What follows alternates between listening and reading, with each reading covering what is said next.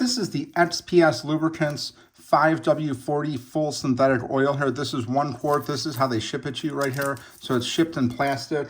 And you just, let's open it up here. It just opens up really nice and easy here. Basically, I bought the oil kit to change the oil in a 2022 Sea-Doo Spark. And I just wanted to have a little bit of extra oil on hand because the kit comes with 2 gallons.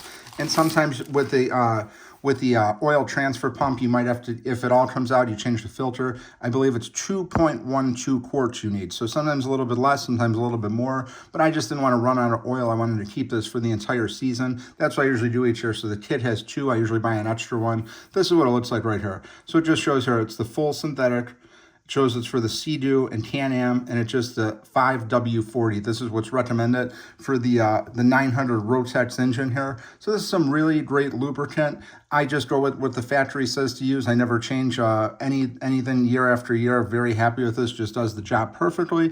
And again, you're going to just want to keep this on hand so you have a little bit extra throughout the entire season of using the Wave Runner. So highly recommended. Again, XPS Lubricants 5W40 full synthetic.